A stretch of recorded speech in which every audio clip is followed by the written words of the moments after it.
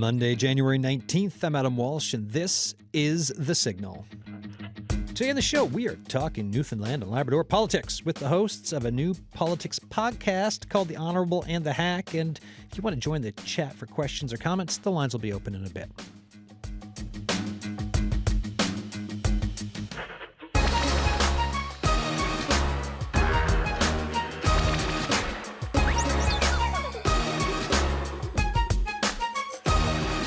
Alex Bill, editor, allNewfoundland and Labrador. Andrew Parsons, former Liberal, right? A cabinet minister. So long ago, I can't remember.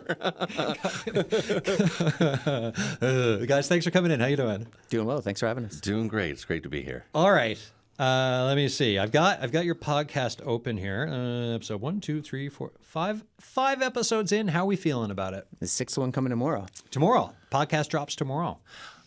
I think we're feeling pretty good. I mean, it's something that sort of started over summertime conversations, and the fact that we're actually there now, got past sort of the learning curve and some of the behind-the-scenes stuff, and more importantly, we're getting, I know we've talked about it, but we're getting some really nice feedback, positive feedback, just nice messages from people, and for me, I mean, just enjoying it. It's fun. Like we get to talk to really cool people.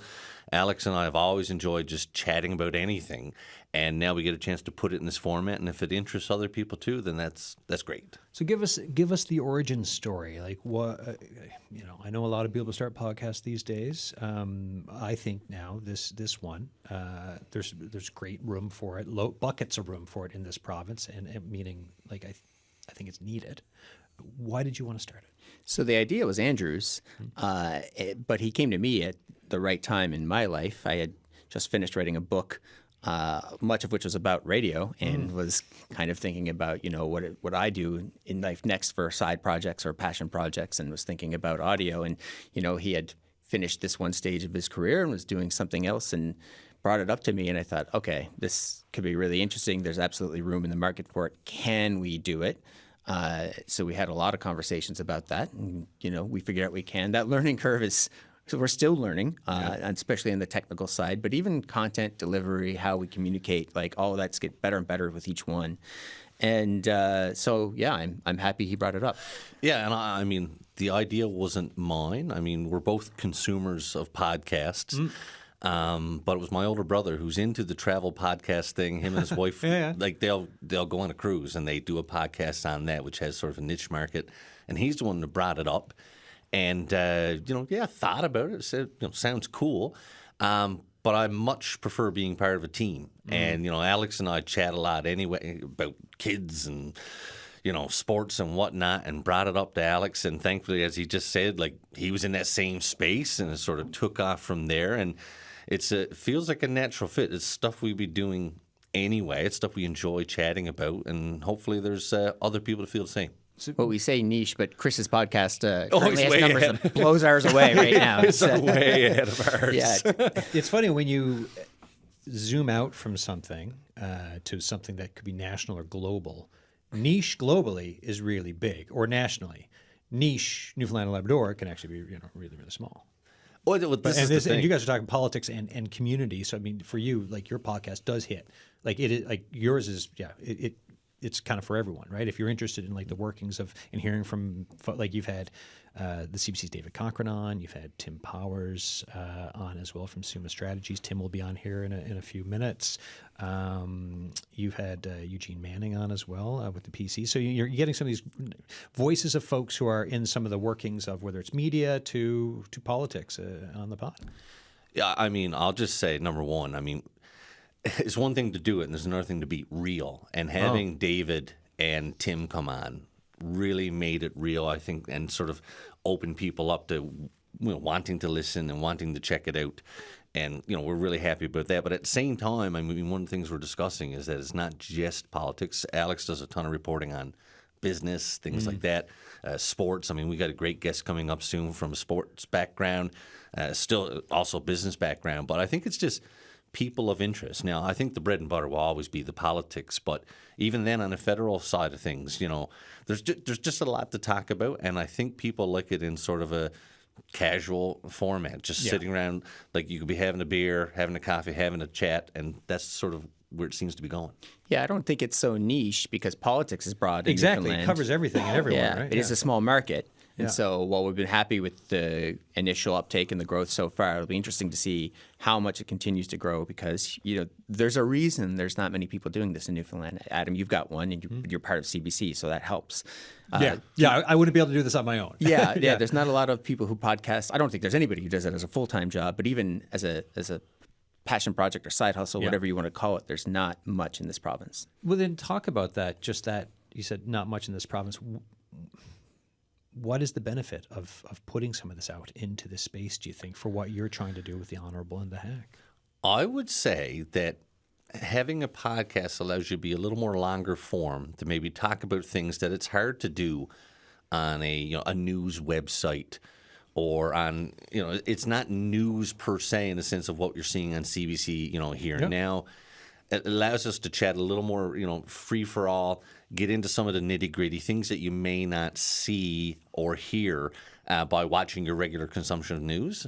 And I also think too that there's a big market, at least there is for me, of you're driving, you're walking, running, hanging around the house. People have a bit of time. They, not too long. You lose attention pretty quickly. But people want to hear sort of that inside stuff. They have that time to put into it, and it's not just part of everyday headlines.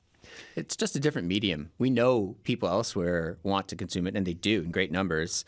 And so finding a way to deliver that here was, what we thought was good. There was a gap, and it's a mix. Andrew brings an experience and inside perspective on politics.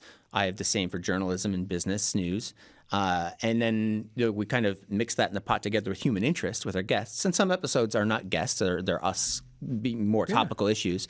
But we kind of mix that together and deliver it over 45 minutes, sometimes an hour. And you really don't see that anywhere else. I mean, the Signal is the closest thing, like for long form interviews. Yeah. So it's an unmet demand. Well, and I think the difference is, so right now we're occupying radio. Like, even though this show is podcasted, we tape it, we put it up on YouTube, it is still in that more traditional space of CBC radio across Newfoundland and Labrador for folks listening on the lunch hour.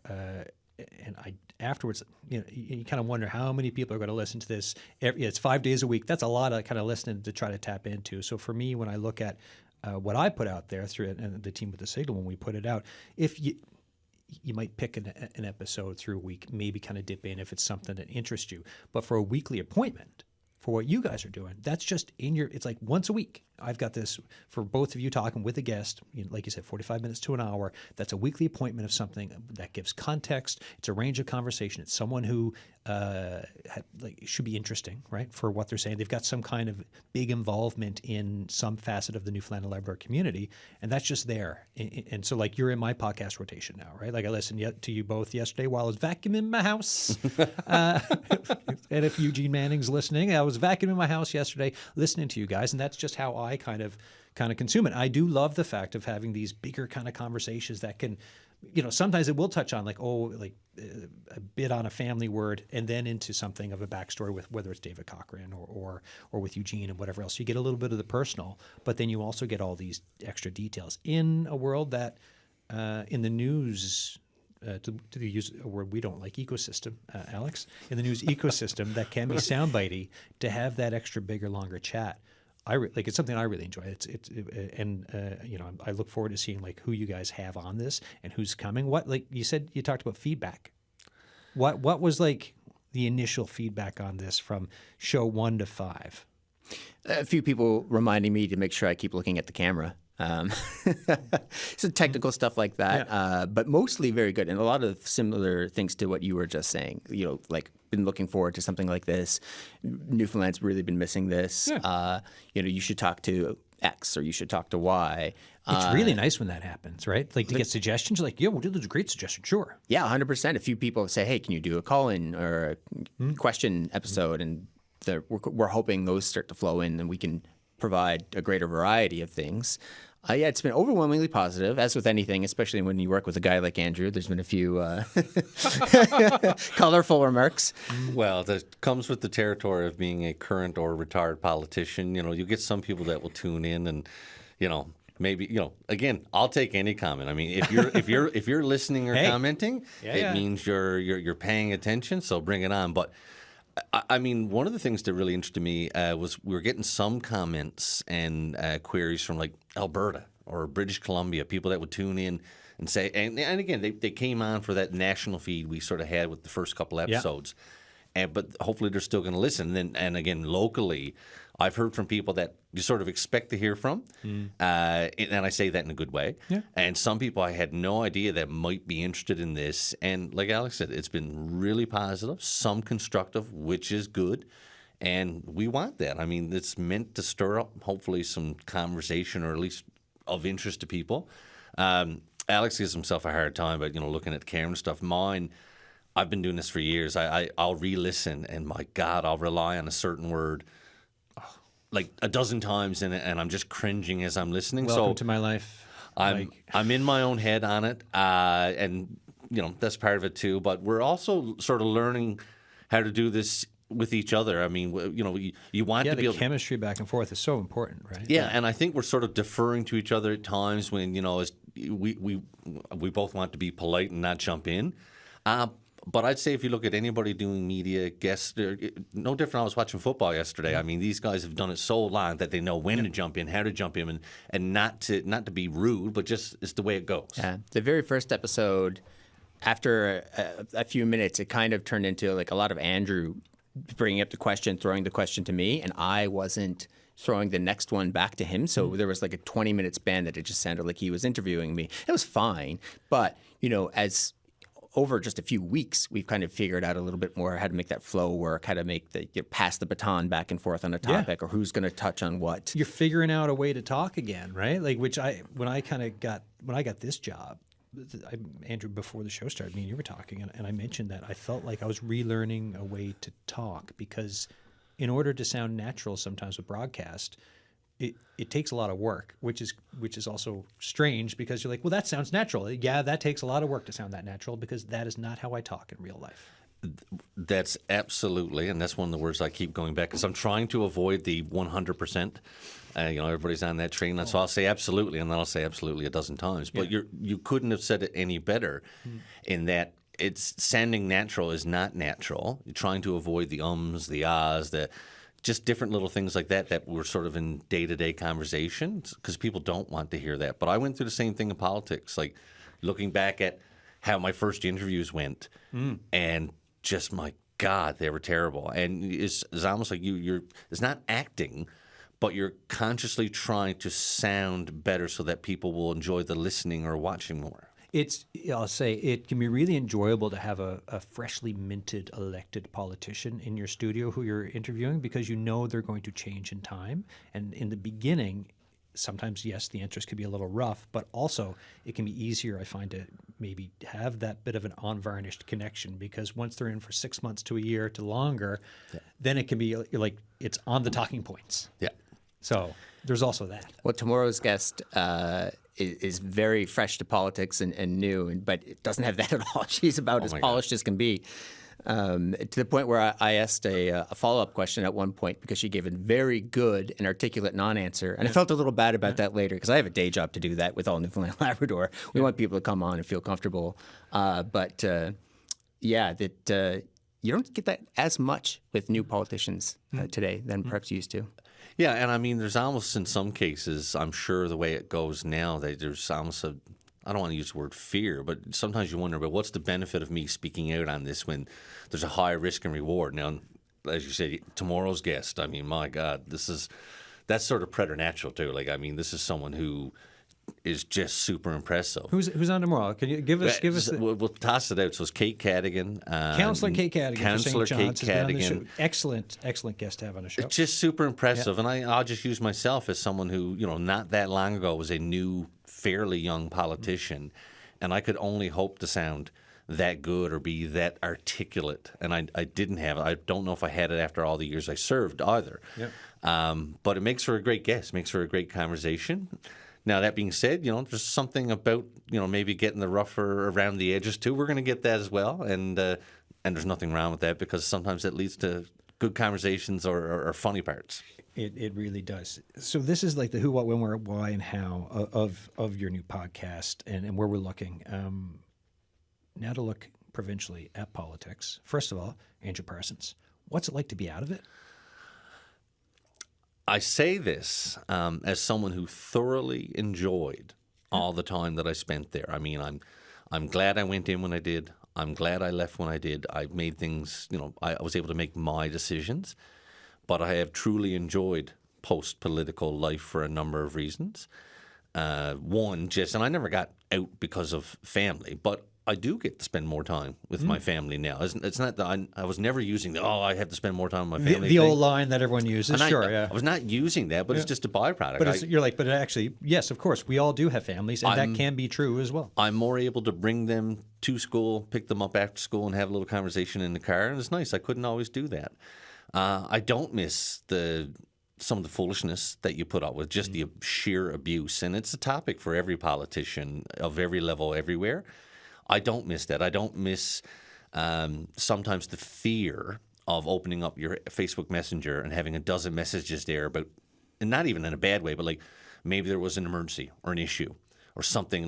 Just look last week in my hometown, the roof blowing off at the stadium. Yeah, I would have been consumed with that for the entire week. And that's part of the job, but I don't have to deal with that now. And there's a relief sometimes that comes with it, because if you want to do your job well, and all politicians do, you're committed and consumed by it. And I don't have that. So we're in this time, with social media, this time we're living in, there's a lot of, whether you want to call it vitriol, toxicity, people can be at you.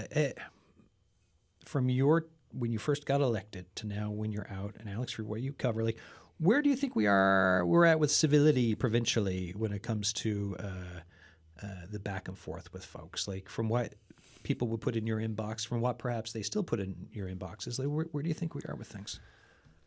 I don't think it's a good spot right now. Yeah. And I say that because, I'm at a fundraiser on Saturday night. Yeah. And, you still get that question a lot. How's it going? How you feeling? How's things? And almost to a person, everybody will say, don't know how you did it. Yeah. Don't know how you did it. And the main reason they're saying that is because the sheer amount of abuse, a lot of it anonymous too. I mean, I don't mind if you had a constituent that you couldn't fix something for and they were disappointed. That's one thing. But then when you get anonymous Joe Blow, you have no idea who they are. You don't even know if they're real. It could be some bot. And just the abuse. And sometimes, it definitely crosses lines. I can only imagine what others have taken. I'm sure I'm not at that sort of apex of abuse. I'm probably far lower than many others. But some of the stuff I've seen is just god-awful.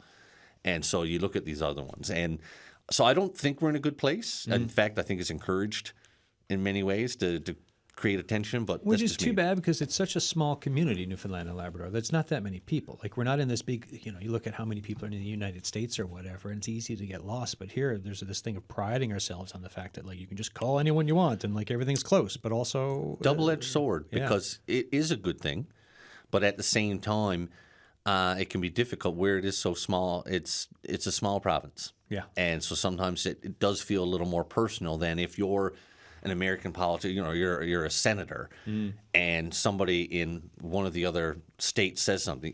You don't know these people; they're just commenting. But in this case, sometimes you do know these people or know their family or have a connection, and that makes it a little personal. It makes it a little more difficult because we're all human. Yeah. And I don't think it's solely at the level of individuals and people on social media. The parties are perhaps, fiercer with each other in some ways, maybe not in the House so much, but in other ways than they used to be. We talked on our last podcast about the progressive conservative social media, and that may have been quite effective, but it was certainly it had a little more acid in it than previously, and It's getting a bit chippy, to use the hockey term, right? yeah, and it for sure rubbed the Liberals the wrong way. Now you've seen the change in government. Recently, there were some signs outside of buildings, they have presented to you by the Liberal Party and Minister so-and-so, and some of the names have been removed. There was a press release by the Liberals on Thursday or Friday that didn't refer to the progressive conservatives, just the conservatives, which brings to mind how the Republicans in the U.S. will just call it the Democrat Party instead of Democratic. Those little kind of bits of sniping that over time kind of erode, I use this word pre-taping, but collegiality. Yeah. And I don't know if they're taking that from the sort of hostility on the ground and on social media, or if it's the other way. But it's sort of all around that the level of discourse being a little more acrimonious.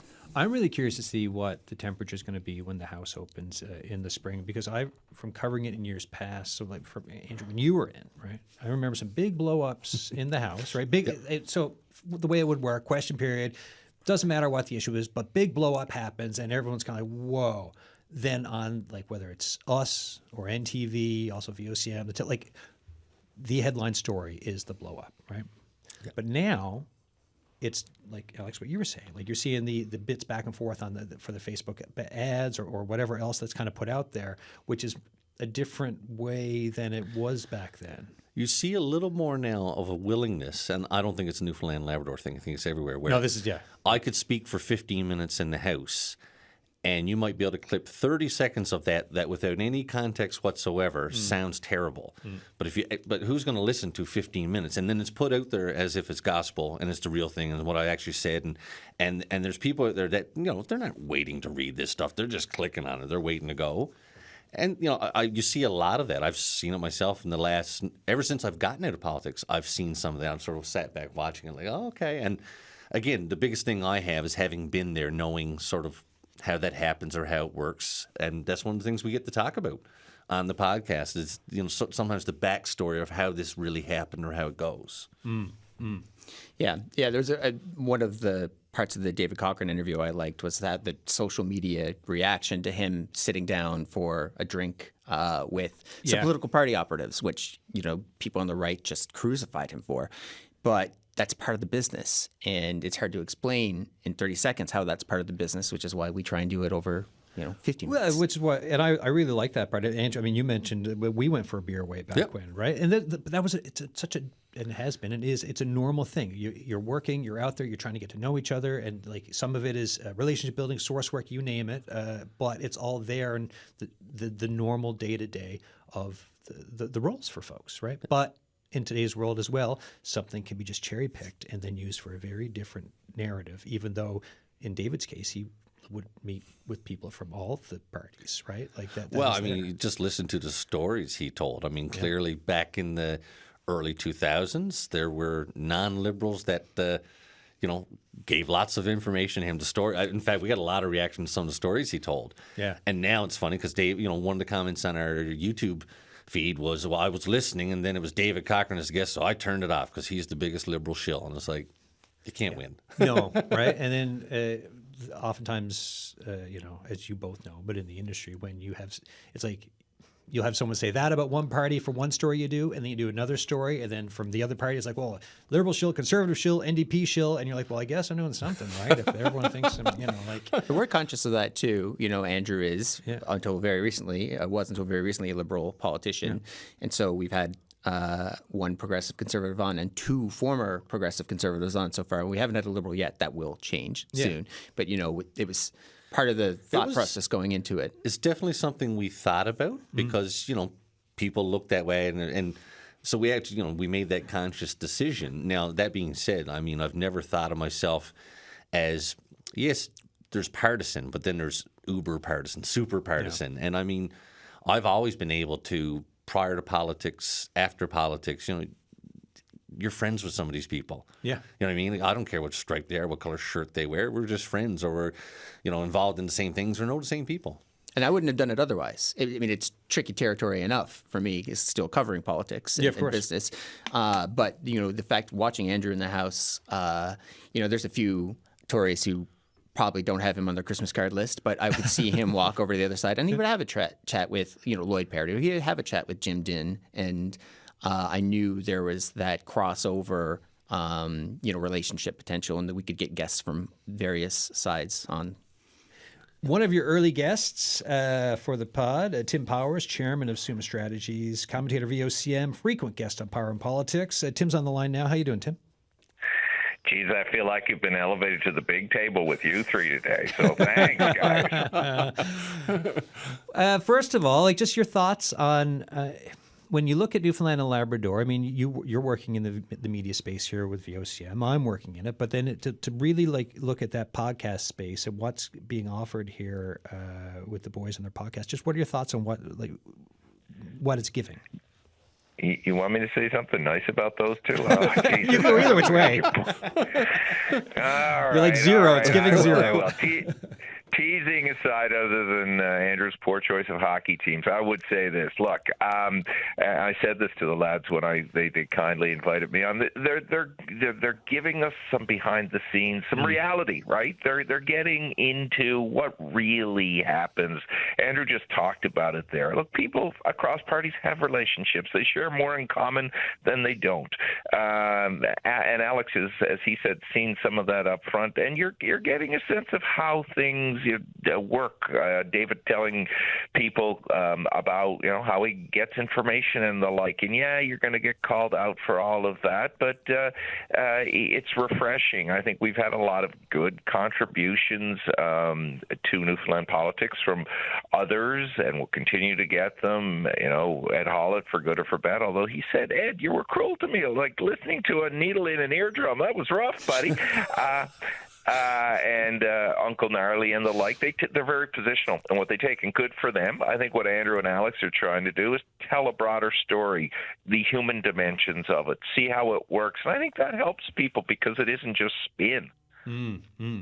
And while I have you here, so we're talking about the podcast, but just looking federally, what are you looking at in the coming months? I mean, the PM was just in China for a deal, also in Qatar. What are you paying attention to this week? Well, look, it's wild, right? So the Prime Minister goes to China, agreement in principle. I think the line he said, look, people have long advocated a values-based foreign policy, and particularly when it comes to China. But I will misquote him here, but he said something to the effect that, look, we deal with the reality as it's presented to us. And that is what we saw out of China. What's really fascinating to me, Adam, is now you have Premier Scott Moe. Remember, he's from Saskatchewan. Yeah. Praising Mark Carney. Who would have thought that would happen? Doug Ford, who has been very close with the Prime Minister and helped him navigate a lot of thorny issues with the United States and maybe caused a few with a commercial, is now critical of the deal on the Chinese EVs. And Tony Wakeham, our own Premier here in Newfoundland and Labrador, was supportive of the agreement that was signed. And there's this weird change of alignment in the Federation that is being driven by global issues. I would say now, Adam, to answer your question as precisely as I can, never more have we been so driven by what is happening outside of us as opposed to what's happening inside Newfoundland and Labrador, because we have to be. So then for Newfoundland and Labrador in the coming months, what are, is it, when I think of nation-building projects, what are you watching for? What are you hoping for or thinking about or just looking at? Well, I think two of the ones that Andrew was involved in. So what's going to happen to that MOU? And that goes to Premier Legault just resigning, although people in Quebec say that he's going to work as hard as he can for the next couple of months to do a deal there. He can work his guts out, but if Premier Wakeham is not interested in that for whatever reasons, that falling off the table potentially will be fascinating for this province. So does the focus go to Beta Nord? Where are the Chinese going to play here? We have long known, and Andrew would have dealt with this in his industry and energy portfolios, Chinese are very interested in our resources. With what's happening in the U.S., does all of that play, and how does the current government negotiate that? Because while Quebec may seem like the most challenging or opportune place at the moment, I would say our challenges and opportunity are offshore, not inland with the rest of the country. And there's a look at the Conservative leadership federally coming up, plus wondering whether or not there's other floor crossings. What are your thoughts there?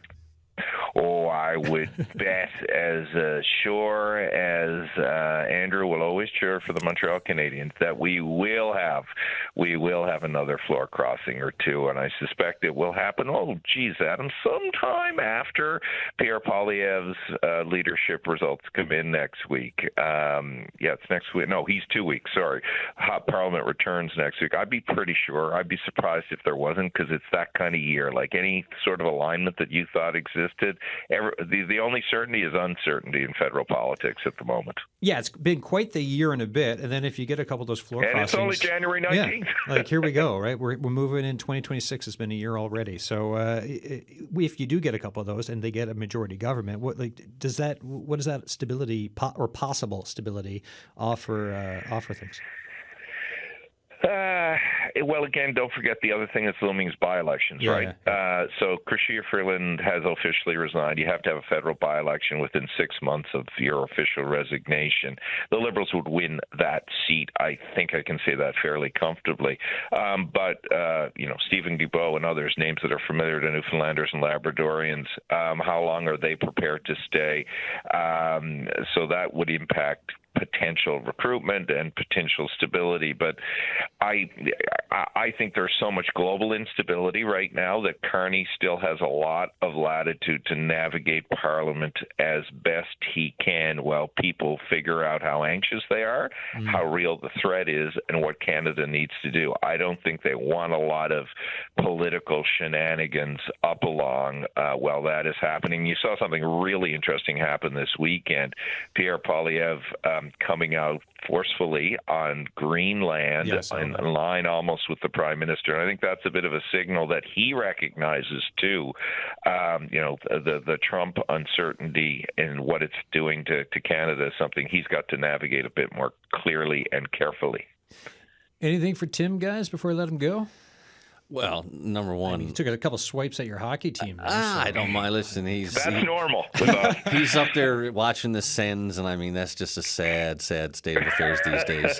What I would say, you got to be careful because if you pump Tim's tires too much, he tends to give you the gears. But Tim coming on was a big deal for us, and I mean just listening to him now, it's all stuff that taking a very complex situation, what we're dealing with federally, and able to break it down. It's just people enjoy it. But at the same time, having Tim on talking about the background, there were people that messaged me and said, oh, I didn't know this about Tim. I didn't know that about Tim. Because you see it on VOCM or interviews like this or in Ottawa, sometimes giving that little more background that you don't always get. And so like I say, we're always going to give each other the gears, but I will be eternally grateful for what he did for us, but more importantly, what he does for the province. Yeah, the perspective that he brings is valuable. It's not a secret in news and political circles that Doug Ford and Pierre Poilievre aren't best friends. But, you've got someone like Tim who knows that in detail and people behind that, and that allows for the insight on that alignment question, right? Because Ford and Carney have been pretty tight. Now there's a shift there. What does that mean for Ontario's industrial heartland, which is often a battle between NDP and Conservative, but in a government, on the verge of a majority, a seat here, a seat there makes a big difference. And can a shift in alignment change the outlook on, calling an early election, which I think some people had speculated about, and I was kind of skeptical about and remain skeptical. So, somebody like Tim coming on the Honourable and the Hack, we want to have that. We want to have him back, believe it or not, and others like him. Jesus, Alex! Wow. Okay. And I feel like, Adam, I should go buy a lottery ticket or not go outside. I'm not sure. I'm 50-50 on either right now. And last question before we let you go. I mean, the EV deal when it comes to China, I mean, that's apparently 3% of vehicle sales annually. So it's not a big amount. Is that enough to sink the relationship between Ford and the Prime Minister, or does that get back on track depending on what happens with further discussions with the Chinese? Yeah, it's 2023 levels, right? It's where it was. No, it's not enough to sink the relationship, but it just puts Ford in a bit of a better bargaining position with Canada, within Canada, as he and the auto industry are trying to extract, as they should be, more benefits from the federal government. But I think Ford and Carney will still be able to work together rather well. But Doug Ford had to say this isn't good for his auto industry because Ontario is having the bejesus beaten out of her right now as it relates to the autos. Tim Powers, thanks for your time, man. I appreciate it. Good to talk to all you guys. Take care. Bye. Thanks, Tim. Cheers. And for the rest of you folks listening, if you have thoughts on the politics of the day, where we are, what you're looking for through 2026, give us a call, 709-722-7111, 1-800-563-8255. Or if you just want to talk to the guests about their podcast too, the lines are open. You can text us, 709-327-8206, the signal at cbc.ca. My guests, of course, Alex Bill, the editor editor of allNewfoundland and Labrador, former Liberal provincial cabinet minister Andrew Parsons, here talking about their podcast, The Honourable and the Hack. Other thoughts on what Tim was saying? The first thing that strikes me about Tim, and he is like, he's like many of us. He's partisan, but he is the reasonable partisan. He's not like some people now. We're seeing more of it, where if you are of a certain stripe, and it's in states, Democrat, Republican here, Liberal, Conservative, NDP. If you are like, I've literally had people that won't look at you because, well, you're a Liberal. Yep. Look, Tim is conservative, but that doesn't stop him from being intelligent, thoughtful, willing to speak on things he knows, willing to like just being a reasonable person. And that's why he does so well. And sometimes we get away from that. We still have a lot of these people that are around. I mean, I've dealt with plenty of them over the years. That's the first thing about Tim. But then when you get into his level of knowledge, the man knows of what he speaks. You can just hear it right there. I like the idea of us having more media personalities on too, and specifically journalists. And we have at least one lined up, and some more I hope to come. I won't name them now because they might say no. But there are some who are kind of very public facing, and others who are great reporters who, they might be known for their excellent journalism, but not known in detail or not have been in a position where they can expand on their work or their perspective for half an hour or more. And that's something we really look forward to bringing to people too. Here's one. When we talk about, when we look at local politics, this came out January 8th from, Ryan Cook wrote the story, but it's from Kelly Bladuke on Thoughts. Political scientist says corruption and smugness cost NL Liberals last election. I'll read the first few graphs. Memorial University political scientist Kelly Bladuke pulled no punches when asked what cost the Liberals the 2025 provincial election in Newfoundland and Labrador. Bladuke, an associate professor, pointed to a CBC story last July which exposed how the Liberal cabinet quietly approved a new cash benefit for departing ministers ranging from $12,000 to $48,664. He believes the story haunted the Liberals throughout the election campaign last fall and was a key reason they lost to Tony Wakeham's Progressive Conservatives. Now, this did not come up with Eugene Manning on the podcast the other day, but we mentioned, for talking about the story being for politics, where it is at. Just your thoughts for both of you on how much this may have had something to do with the loss. I grew up with the Liberals and the Gomery Inquiry, and the word was often arrogance, right? And it's thrown around with the Liberals specifically in a way that it wasn't with the other parties, over federally, provincially, over time. That's just one of the kind of monikers that always gets thrown at them. And, you look at maybe complacency in going into this election and, the issues that Bladuke brought up as well. I think all of that played into it, and perhaps the popularity following the wildfire management that then Premier Hogan had might have masked some of those issues. Maybe they were overlooked in the election, but they lost, and they lost going into it with a lead. So, I think it's fair. I'll let Andrew speak to the other question. Well, I mean, I appreciate the take 3 months after. I mean, that's certainly an evergreen take there. Thank you for coming at us starting 2026 that way. What I would say is this, and I have a few thoughts, obviously. First of all, absolutely, it would have had some impact. But I do not think it was the deciding factor. I think when you look at that election where there was a pretty close race there with, when you look at the number of votes deciding government and non-government, I think there was a number of things. I think there was internal data issues. I think there were management of certain things. I think there were endorsements, but definitely that would have done it. I think that whole thing could have been managed a heck of a lot better. And I'm going to put it out there now on the record now because I've had it. I don't respond to the trolls online and some of these people who, it doesn't matter what I say anyway. They're just going to, I wasn't a part of that decision. So, it looks pretty bad when it says, these guys were approving bonuses, secret bonuses, tax-free bonuses for themselves, when the reality was that the cabinet, not including me, made a decision based on conversation. Listen, this was talked about by others as well, that there was going to be making the severance what the entire salary was. So it was a part of trying to fix the salary, which, by the way, none of the MHAs, going back to 2009, have had a raise. In fact, they're making less now than they did back then. I think one of the best things that Tony Wakeham could do is bring in a raise for provincial politicians of all stripes. I mean, how many other industries have not had an increase in over a decade and a half. It's ridiculous. But in this case, this was a severance thing. Now, the fact is they went and changed it. I wasn't a part of that. I wasn't a part of the conversation to begin with. It looks like I might have been the only one that was given severance. And there it is. I mean, I never had a chance to really talk about it, nor would I waste my time talking to certain people when it comes to this. I do think that the Minister of Finance at the time, if she had an opportunity, would have done it. She would have explained it because there's no way I don't care what anyone says. No one's looking at Siobhan Cody and saying she's corrupt. It's not. Now, I know that's Professor Bladuc's opinion, but that's his opinion, and I'm giving mine. Siobhan Cody's given tons of time and effort for the people of this province, and they can dislike her or me or any politician all they want, but this is someone who did it for the right reasons. And so, those words, I don't think they apply to me. That's just me. It's the same way if I turned it around on someone, they would deny that. But when you look at the whole thing, and the smugness or the corruption or this or that or the allegations thereof, hard to say that it didn't have some impact.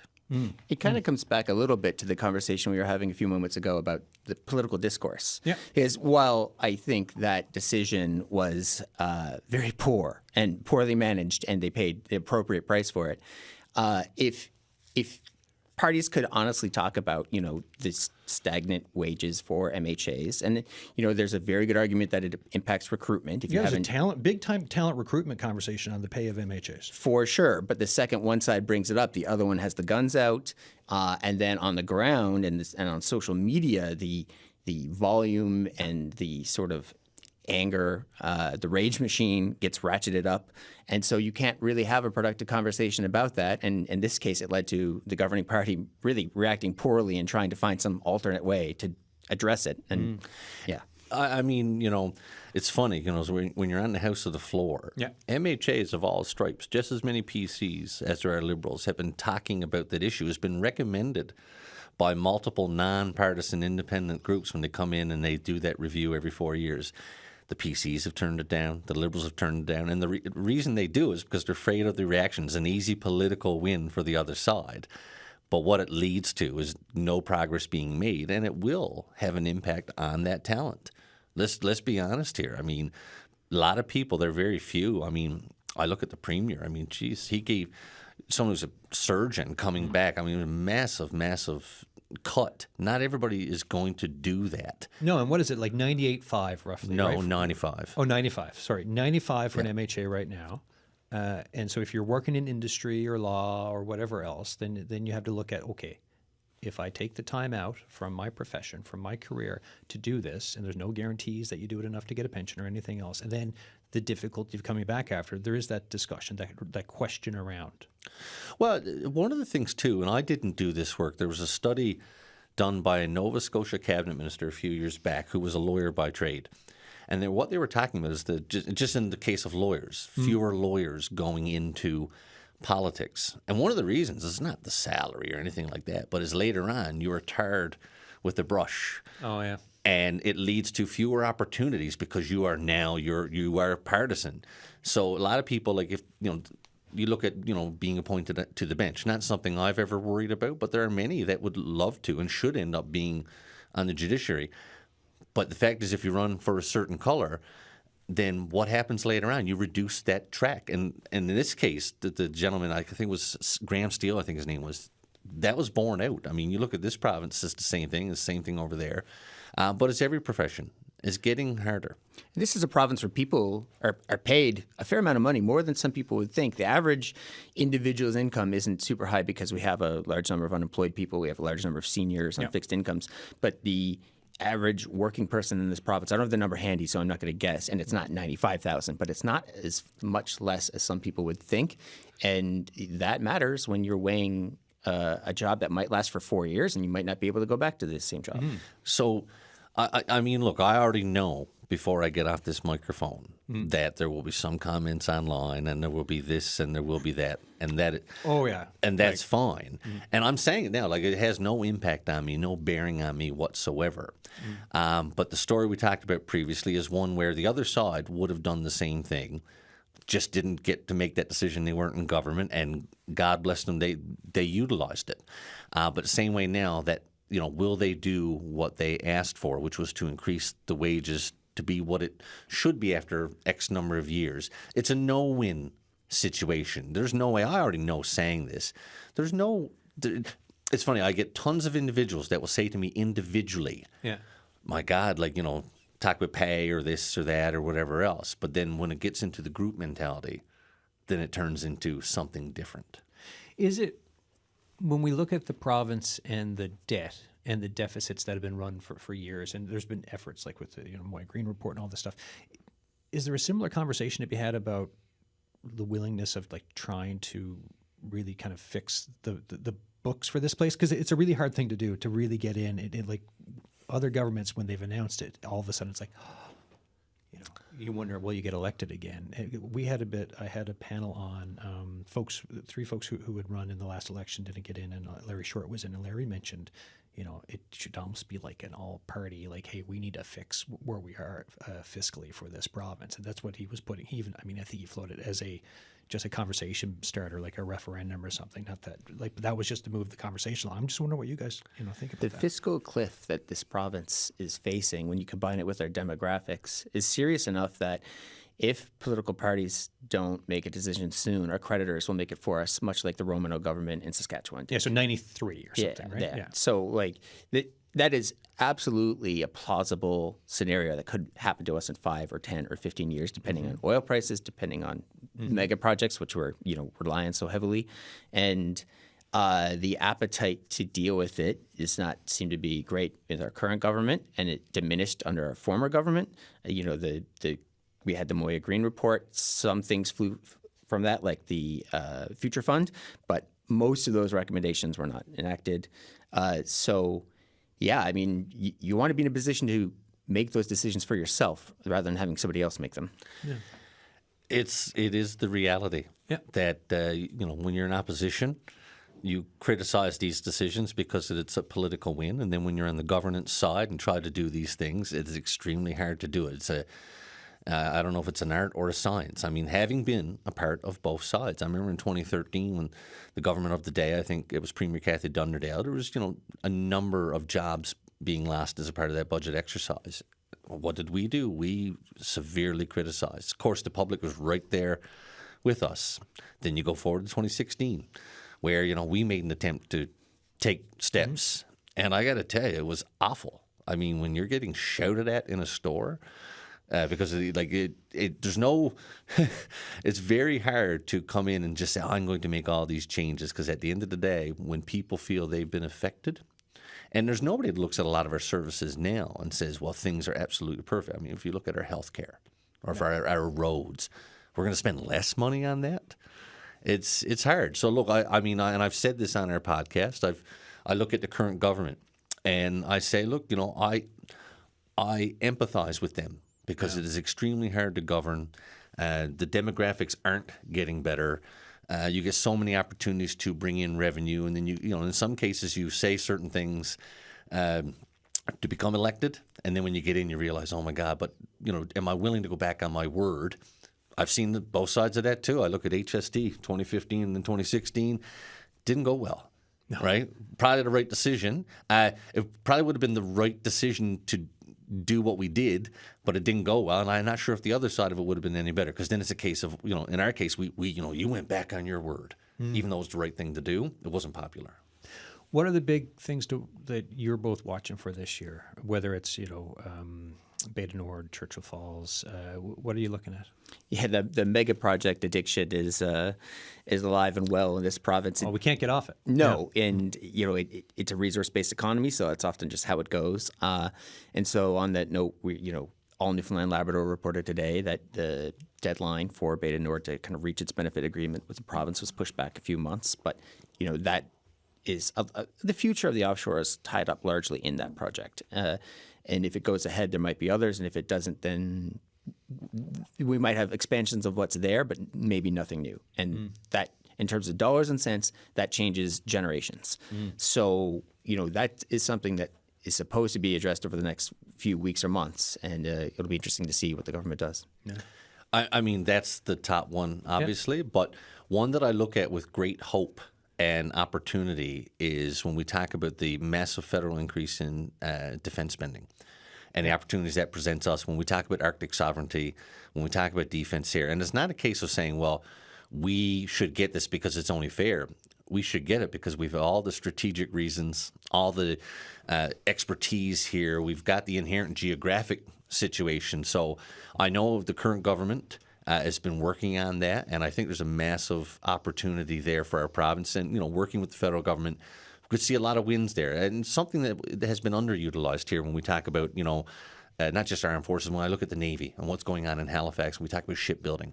A lot of opportunity here, and so I'm very optimistic about what that could bring to us. Yeah, like for the other podcast, the other thing I do, this is Newfoundland and Labrador, which drops every Wednesday. I mean, I spoke with the retired Vice Admiral Mark Norman about it, right? And so we sat down.